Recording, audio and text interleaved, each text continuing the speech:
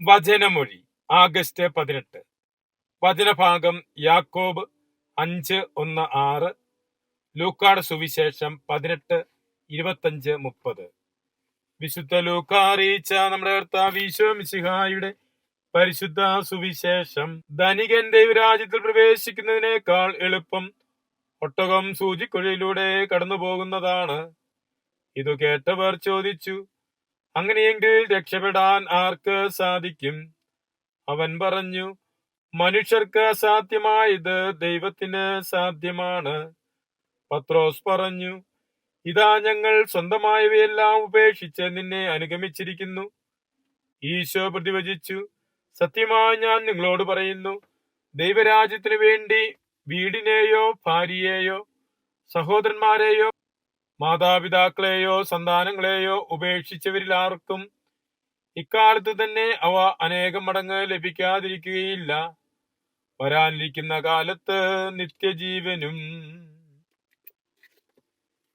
ഈശോയിൽ സ്നേഹമുള്ളവരെ, ഇന്ന് സുവിശേഷത്തിലൂടെ ഈശോ സ്വർഗരാജ്യ പ്രവേശനത്തിന്റെ യോഗ്യതയാണ് പറയുന്നത്. ഒട്ടകം സൂചിക്കുഴിയിലൂടെ കടക്കുന്നത് പോലെ ധനവാൻ സ്വർഗരാജ്യത്തിൽ പ്രവേശിക്കുന്നു.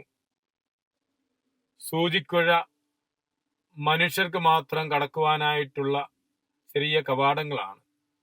യെരുശലേമിലെ വലിയ കവാടങ്ങളുടെ അടുത്തുള്ള ചെറിയ കവാടങ്ങളെ വിളിച്ചിരുന്ന ഒരു പേരാണ് സൂചിക്കുഴ. സൂചിക്കുഴയിലൂടെ മനുഷ്യർക്ക് കടക്കുവാൻ സാധിക്കും, എന്നാൽ ഒട്ടകത്തെ കടത്തുവാനായിട്ട് സാധിക്കുകയില്ല. ചെറിയ വഴിയാണ്. ഒട്ടകത്തെ കടത്തണമെങ്കിൽ വളരെ പ്രയാസമാണ്.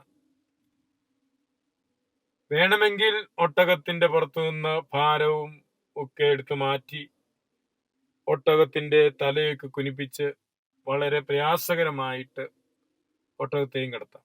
ഒട്ടകം സൂചിക്കുഴിയിലൂടെ കടക്കുന്നത് പോലെ ധനവാൻ സ്വർഗരാജ്യത്തിൽ പ്രവേശിക്കുന്നു എന്ന് പറയുമ്പോൾ സ്വയം എളിമപ്പെട്ട് തനിക്കുള്ളതൊക്കെ പങ്കുവെച്ചുകൊണ്ട് ധനവാന് സ്വർഗരാജ്യത്തിൽ പ്രവേശിക്കാൻ സാധിക്കുമെന്നാണ് തിരുവചനം പറയുന്നത്.